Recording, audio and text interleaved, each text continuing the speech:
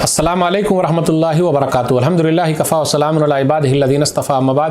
محترم ناظرین کرام، آج کی تراویح میں 25ویں پارے کا پیغام آپ لوگوں کے سامنے ہے۔ الیہ یرد علم الساعہ۔ 25ویں پارے کے اندر ٹوٹل 20 رکوع ہیں اور اس کے اندر ٹوٹل 246 آیتیں ہیں۔ کون کون سی صورتیں ہیں؟ سورہ حامیم سجدہ، جس کو سورہ فصلت کہتے ہیں، اس کا باقی ہے، یعنی 8 آیتیں باقی ہے، 47 سے لے کر 54 تک۔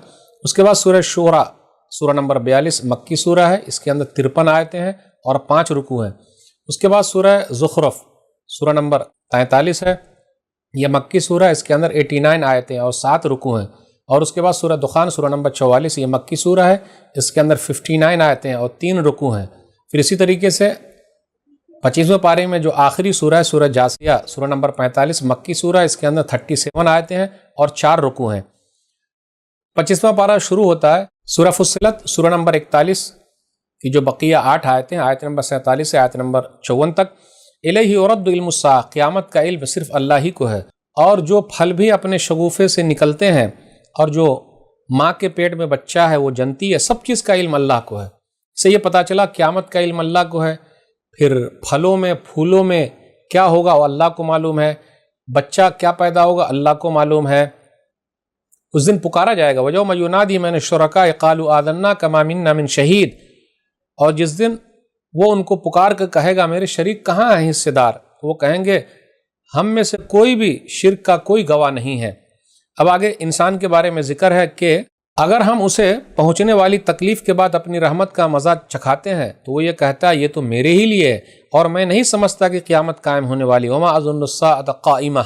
اب اس کے بعد انسان کے بارے میں وَإِذَا أَنْعَمْنَا عَلَى الْإِنسَانِ أَعْرَضَ وَنَأَىٰ بِجَانِبِهِ وَإِذَا مَسَّهُ الشَّرُّ فَذُو دُعَاءٍ عَرِيضٍ، اور جب ہم انسان پر انعام کرتے ہیں تو وہ منہ پھیر لیتا ہے اور اپنا پہلو دور کر لیتا ہے، اور جب اسے کوئی برائی پہنچتی ہے تو لمبی چوڑی دعائیں کرنے لگتا ہے۔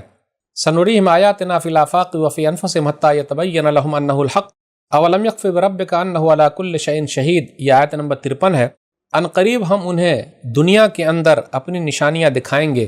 تو آپ غور کر لیجئے، دنیا میں آسمان میں اللہ کی نشانیاں موجود ہیں، ایک اللہ کی، غور کرنے کی ضرورت ہے۔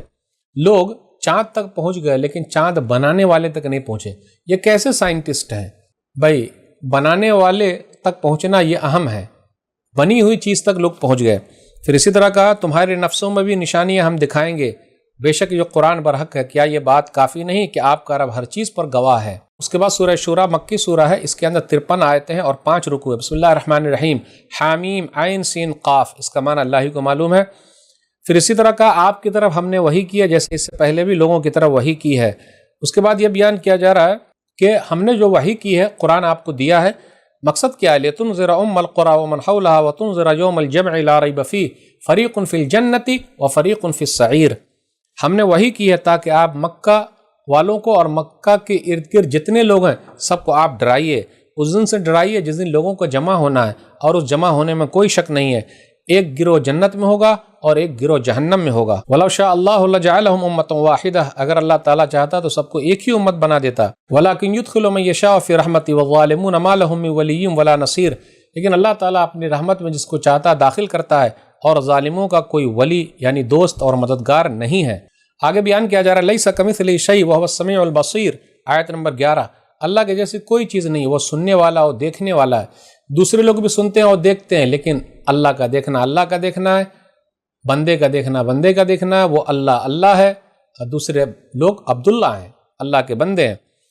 لہ مقالید السماوات والارض یبسط الرزق لمن یشاء ویقدر انہ بکل شیء علیم، آسمان اور زمین کی کنجیاں اسی کے پاس ہے، وہ جس کے لیے چاہتا ہے روزی کو کھول دیتا ہے اور جس کے لیے چاہتا ہے تنگ کر دیتا ہے، بے شک وہ ہر چیز کا جاننے والا ہے۔ اللہ تعالیٰ نے شریعت کے سلسلے میں وصیت کی ہے نوح علیہ الصلوۃ والسلام کو، ابراہیم علیہ الصلوۃ والسلام کو، موسیٰ علیہ الصلوۃ والسلام کو، عیسیٰ علیہ الصلوۃ والسلام کو، ان اقیموا الدین ولا تتفرقوا فیہ، تم دین کو قائم رکھو اور اس میں جدا جدا نہ ہونا۔ آگے ایک آیت ہے، آیت نمبر 15۔ آیت نمبر 15 پر غور کیجئے، پورے قرآن کریم کے اندر 2 آیتیں آپ کو ایسی ملے گی جس کے اندر لگ بھگ ایک ہی آیت میں 10 چیزوں کا ذکر ہے۔ ایک تو آیت الکرسی، سورہ بقرہ سورہ نمبر 2 آیت نمبر 255 جو ہے، اس کے اندر غور کیجئے، آیت الکرسی کے اندر 10 باتیں آپ کو الگ الگ مل جائے گی۔ پورے قرآن مجید میں ایک دوسری آیت ہے، سورہ شورى سورہ نمبر 42 آیت نمبر 15، اس کے اندر بھی آپ ٹکڑے ٹکڑے کریں گے تو 10 باتیں آپ کو ملے گی۔ فلذلك فدع واستقم كما امرت ولا تتبع اهواءهم وقل آمنت بما انزل الله من كتاب وامرت لأعدل بينكم الله ربنا وربكم لنا اعمالنا ولكم اعمالكم لا حجة بيننا وبينكم الله يجمع بيننا واليه المصير۔ اب آئیے غور کرتے ہوئے چلیں کیا بیان کیا جا رہا۔ فلذلك فدع، بس آپ اسی دین کی طرف دعوت دیں، نمبر 1۔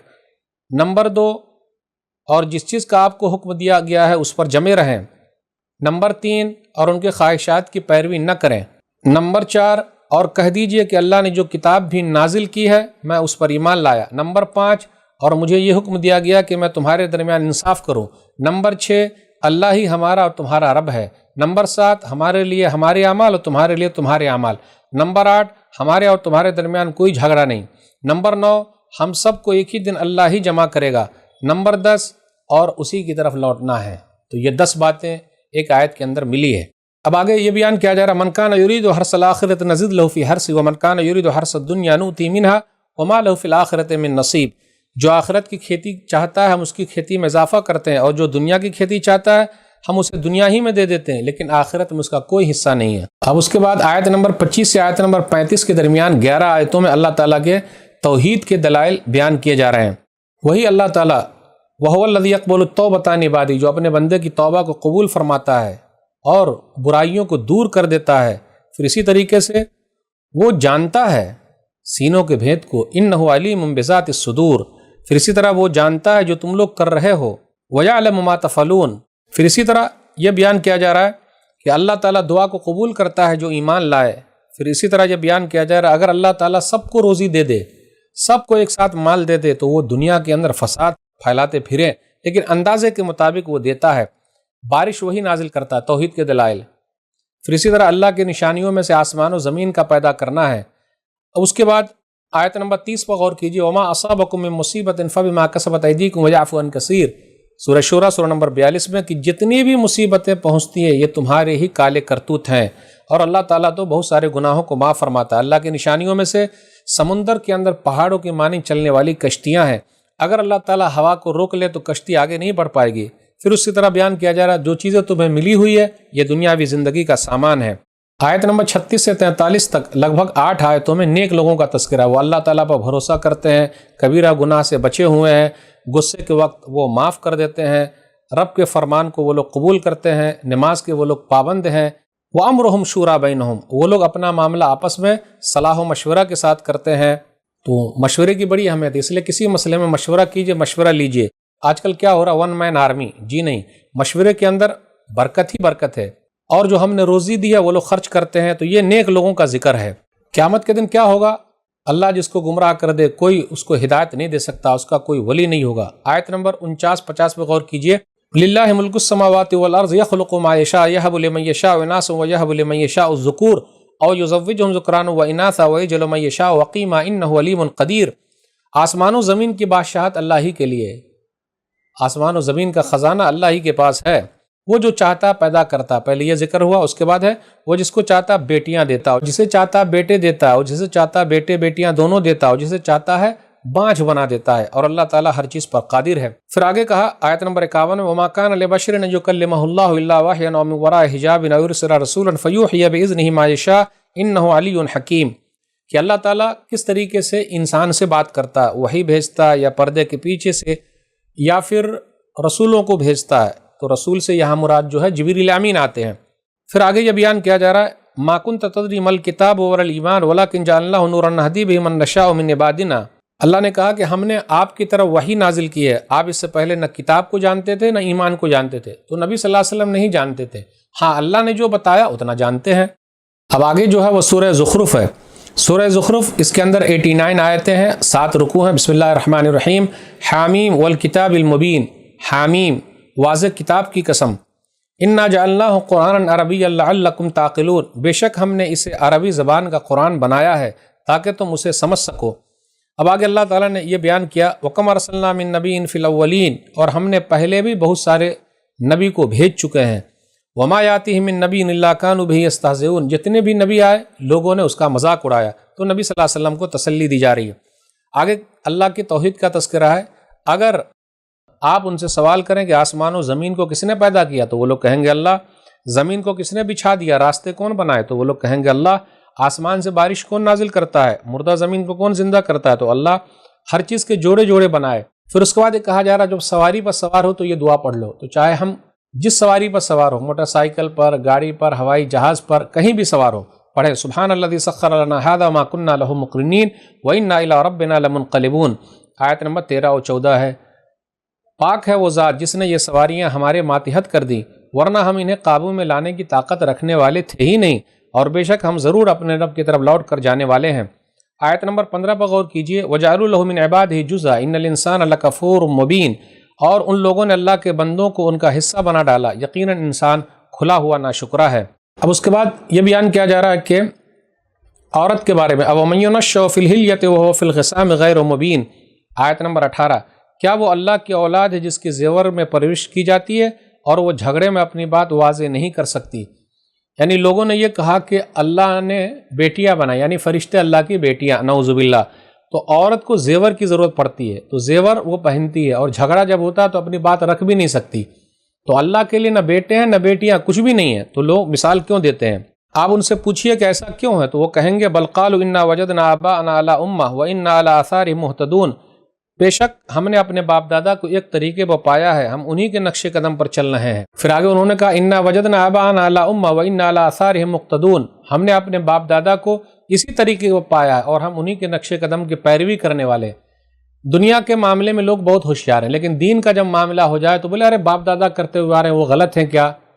لوگوں کو سوچنا چاہیے۔ اب اس کے بعد ابراہیم علیہ السلام نے جو اپنی قوم سے کہا اس کا ذکر ہے، انی براء مما تعبدون، تم جس چیز کی عبادت کر رہے ہو میں اس سے بری ہوں، بیزار ہوں۔ کفار مکہ نے ایک اعتراض یہ کیا تھا، وقالوا لولا نزل هذا القرآن على رجل من القريتين عظيم اهم يقسمون رحمة ربك نحن قسمنا بينهم معيشتهم في الحياة الدنيا ورفعنا بعضهم فوق بعض درجات ليتخذ بعضهم بعضا سخريا ورحمة ربك خير مما يجمعون۔ یہ قرآن ان دو بستیوں میں سے کسی بڑے آدمی پر کیوں نہیں نازل کیا گیا، یعنی مکہ اور طائف، یہ محمد ہی پر اترا جو یتیم ہے۔ ان لوگوں نے کہا صلی اللہ علیہ وسلم، تو اللہ نے کہا کیا آپ کے رب کی رحمت کو وہ لوگ تقسیم کرتے ہیں؟ ہم نے دنیاوی زندگی میں بھی لوگوں کے درمیان روزی کو تقسیم کر رکھا ہے اور ایک دوسرے پر درجات میں برتری ہے تاکہ وہ ایک دوسرے کو اپنا خادم بنا لیں، اور آپ کے رب کی رحمت ان سے بہتر ہے جو وہ لوگ جمع کر رہے ہیں۔ پھر آگے یہ بیان کیا جا رہا ہے میاش عن ذکر الرحمن نقیض له شیطانا فهو له قرین، جو رحمان کے ذکر سے اندھا ہو جائے تو ہم اس پر ایک شیطان مقرر کر دیتے ہیں، پھر وہ اس کا ساتھی بن جاتا ہے۔ اس کے بعد موسیٰ علیہ السلام اور فرعون کا ذکر ہے۔ فرعون نے اپنی قوم کو کیا کہا، بیوقوف بنایا۔ ونادى فرعون في قومه قال يا قوم أليس لي ملك مصر وهذه الأنهار تجري من تحتي أفلا تبصرون۔ آیت نمبر 51، 52، 53، 54، 55 اور 56۔ ان آیتوں میں کس طریقے سے ذکر ہے کہ اس نے اپنی قوم کو بیوقوف بنایا۔ اے میری قوم، کیا مصر کی بادشاہت میرے لیے نہیں ہے؟ یہ نہریں جو میرے محلات کے نیچے سے بہہ رہی ہیں کیا تم نہیں دیکھتے؟ میں بہتر ہوں یا وہ حقیر آدمی جو اپنی بات واضح نہیں کر سکتا؟ کیوں نہ ان پر سونے کے کنگر اتارے گئے یا اس کے ساتھ جمع ہو کر فرشتے آئے۔ فاستخف قومہ فاطاعوہ، آیت نمبر 54۔ پس اس نے اپنی قوم کو بیوقوف بنایا اور قوم جھانسے میں آ گئی۔ دنیا کے جتنے بڑے بڑے بادشاہ ہیں یا دنیا کے جو صدر ہیں، پریسیڈنٹ ہیں، وزیر اعظم ہیں، اپنی قوم کو کس طریقے سے قبضے میں کرتے ہیں اس کا ذکر ہے کہ فرعون نے اپنی قوم کو قبضے میں کر لیا، بہلایا پھسلایا، قوم ان کے بہکامے میں آ گئی۔ اللہ کہتے ہیں فلما آسفونا انتقمنا منهم فاغرقناهم اجمعین، پھر انہوں نے ہمیں غصہ دلایا تو ہم نے ان سے انتقام لے لیا اور سب کو ہم نے ڈبو دیا۔ فجعلناهم سلفا ومثلا للآخرین، پس ہم نے ان کو گئے گزرے بنا دیا اور پچھلے لوگوں کے لیے عبرت کی مثال بنا دی ہے۔ اب اس کے بعد عیسیٰ علیہ السلام کا ذکر ہے۔ آگے یہ بیان کیا جا رہا ہے وَلَوْ نَشَاءُ لَجَعَلْنَا مِنْكُمْ مَلَائِكَةً فِي الْأَرْضِ يَخْلُفُونَ، اور اگر ہم چاہتے تو تم میں سے فرشتے بنا دیتے جو زمین میں تمہارے جانشین ہوتے۔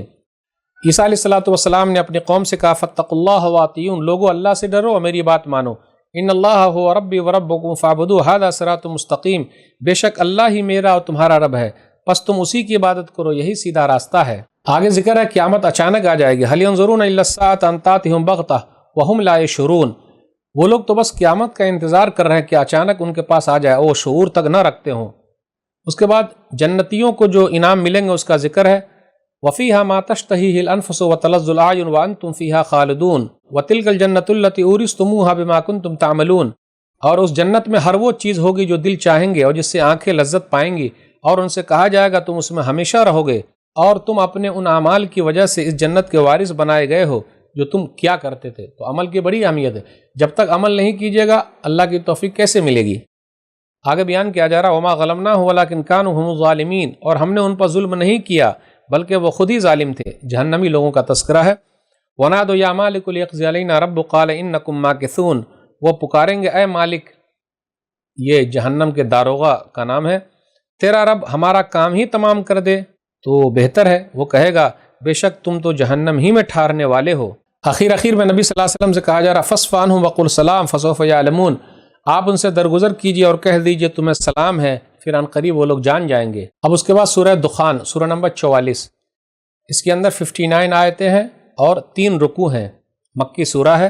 بسم اللہ الرحمن الرحیم، حامیم والکتاب المبین، واضح کتاب کی قسم۔ حامیم اس کا معنی اللہ ہی کو معلوم۔ انا انزلناہ فی لیلۃ مبارکۃ انا کنا منذرین فیہا یفرق کل امر حکیم امرا من عندنا انا کنا مرسلین، بے شک ہم نے اسے بابرکت رات میں نازل کیا ہے کیونکہ بے شک ہم ڈرانے والے تھے، اور اس رات میں حکمت والے فیصلے کیے جاتے ہیں ہمارے حکم سے، بے شک ہم رسول بھیجنے والے ہیں۔ رحمت من ربک انہ هو السمیع العلیم، آپ کے رب کی خاص رحمت ہے، بے شک وہ خوب سننے والا خوب جاننے والا ہے۔ تو قرآن کریم کا ذکر ہے۔ قرآن کریم کس رات میں اتارا گیا؟ مبارک رات میں۔ مبارک رات سے مراد لیلۃ القدر، بڑی رات ہے جو رمضان کی آخری 10 دنوں کی طاق راتوں میں ہے، چاہے وہ 21 ہو، 23 ہو، 25 ہو، 27 ہو یا 29 ہو، تو اسی کو مبارک رات بھی کہتے ہیں، اسی کو لیلۃ القدر کہتے ہیں، اسی کو بڑی رات کہتے ہیں۔ پھر آگے یہ بیان کیا جا رہا ہے ربنا اکشف عنا العذاب انا مؤمنون، آیت نمبر 12، اے ہمارے رب ہم سے عذاب کو ہٹا دے، بے شک ہم ایمان والے ہیں۔ آگے ذکر ہے کہ اللہ تعالیٰ کی پکڑ کتنی سخت ہے، اور اس سے پہلے بھی اللہ تعالیٰ نے بہت سارے لوگوں کو پکڑ لیا ہے، جیسے فرعون کا ذکر کرتے ہوئے کہا گیا کم ترکوا من جنات وعیون وزروع ومقام کریم ونعمت كانوا فیہا فاکہین کذالک وورثناہ قوما آخرین فما بکت علیہم السماء والارض وما كانوا منظرین، وہ کتنے ہی باغات اور چشمے چھوڑ گئے اور کھیتیاں اور شاندار محلات اور خوشحالی عیش کا سامان جس میں وہ مزے اڑاتے تھے، اسی طرح ان کا انجام ہوا اور ہم نے ایک دوسری قوم کو ان کا وارث بنا دیا، پھر نہ تو آسمان و زمین ان پر روئے اور نہ ہی انہیں مہلت دی گئی۔ اب اس کے بعد اس سورہ کے اخیر میں جہنمیوں کا پھر جنتیوں کا تذکرہ ہے۔ ان شجرۃ الزقوم طعام الاثیم، بے شک تھوہر کا درخت گناہ گاروں کا کھانا ہے، کالمہل یغلی فی البطون کغلی الحمیم، پگھلے ہوئے تانبے کی مانند کو پیٹوں میں جوش مارے گا گرم پانی کے جوش مارنے کی طرح۔ خذوہ فاعتلوا الی سواء الجحیم، حکم ہوگا اسے پکڑو اور گھسیٹ کر جہنم میں لے جاؤ۔ ثم صبوا فوق رأسہ من عذاب الحمیم، پھر اس کے سر پر کھولتا ہوا پانی کا عذاب اڈیل دو۔ ذق انک انت العزیز الکریم، مزہ چکھ لے بے شک تو زبردست بڑا معزز بنا پھرتا تھا، بہت بڑا بنا پھرتا تھا اپنے آپ کو۔ جنتی لوگوں کا تذکرہ ان المتقین فی مقام امین، جنتی لوگ نیک لوگ امن و امان والی جگہ میں ہوں گے، باغات اور چشموں میں ہوں گے، وہ باریک اور موٹا ریشم پہنے آمنے سامنے بیٹھے ہوں گے۔ کذالک وزوجناہم بحور عین، اسی طرح ان کی شان ہوگی اور ہم موٹی موٹی آنکھوں والی حور عین سے ان کی شادی کرا دیں گے۔ آگے بیان کیا جا رہا ہے یدعون فیہا بکل فاکہۃ آمنین، وہ اس جنت میں ہر قسم کا پھل اطمینان سے طلب کریں گے۔